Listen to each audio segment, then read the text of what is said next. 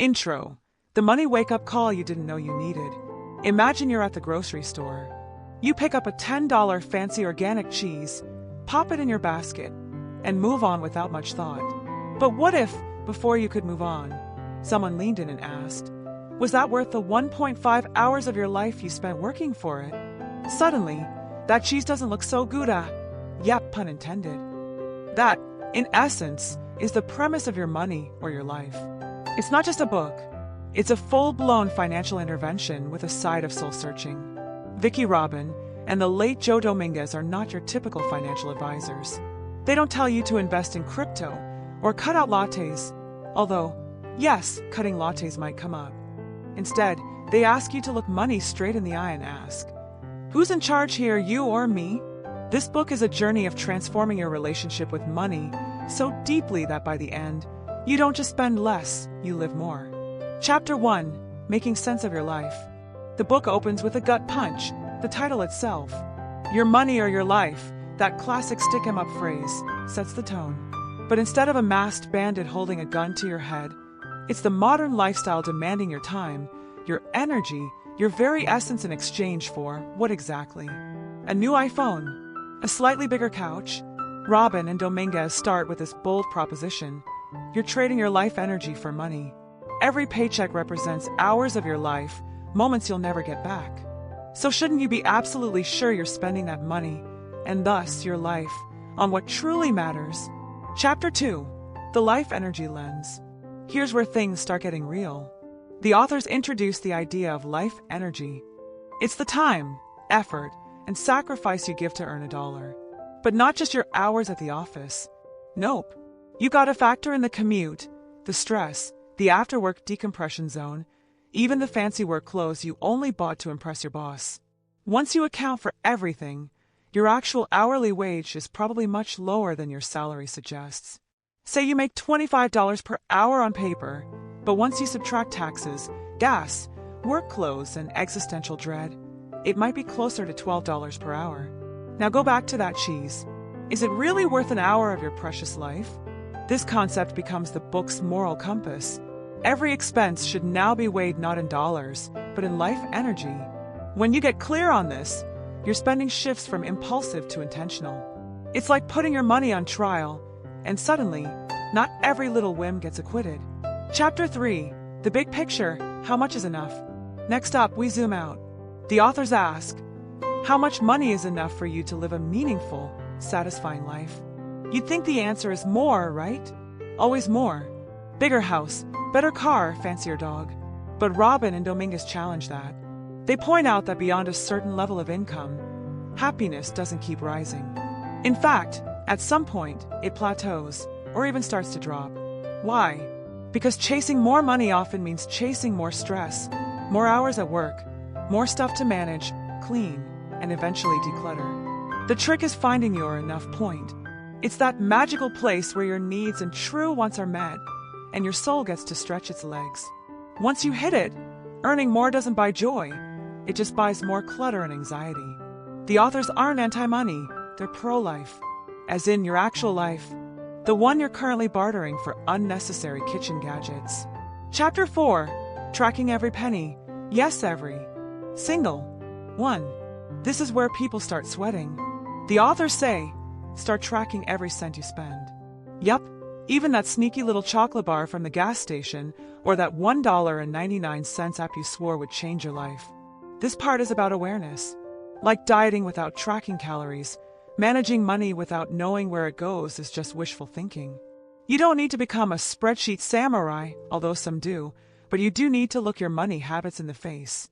And here's the kicker, you might not like what you see. Maybe you spend $300 a month on food delivery and $0 on your savings. Maybe your self-care budget is larger than your retirement contribution. But seeing it laid out in front of you is the first step toward changing it. It's like turning on the lights after years in a financial haunted house. Spooky, but necessary. Chapter 5. Monthly Financial Checkups. Time to talk to your money.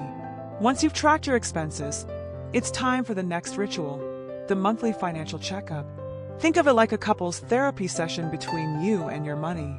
You sit down, go through your spending, and ask, Was this worth my life energy? This is where the magic happens. Over time, people start making different choices. You might realize that weekly sushi runs don't actually make you that happy, but weekend road trips with friends do.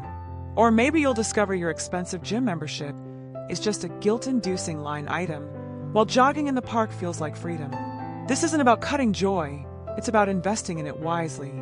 You're not depriving yourself, you're directing your life energy to where it actually creates value. That's a big shift from the usual save, save, save guilt parade most money books offer. Chapter 6. The Wall Chart. Yes, a literal chart on your wall. Here's where things get delightfully nerdy. The authors encourage you to graph your income and expenses on a giant wall chart every month. Why? Because when you visualize your progress toward financial independence, something clicks. You're no longer just surviving month to month, you're playing a long game. Watching your expenses drop and your savings rise is like leveling up in a video game. And it creates momentum. Suddenly, you're not just spending less to be responsible. You're doing it because it gets you closer to freedom faster.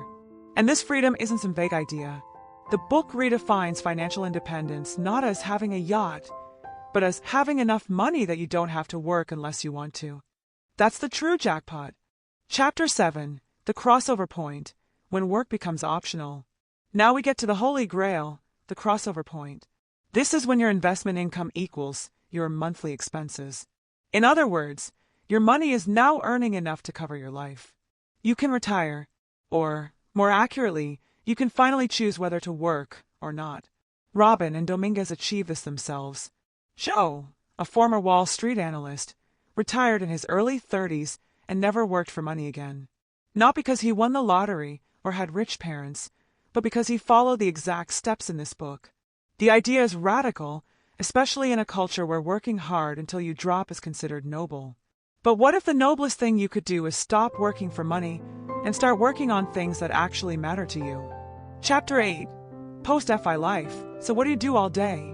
Once you hit financial independence, the question becomes, now what? Without a 9 to 5, what do you do with your time? The authors warn that if you haven't developed meaningful interests, passions, or connections outside of work, early retirement can feel like an existential crisis. You can only binge so much Netflix before your soul starts poking you with a stick. So this part of the book is about purpose.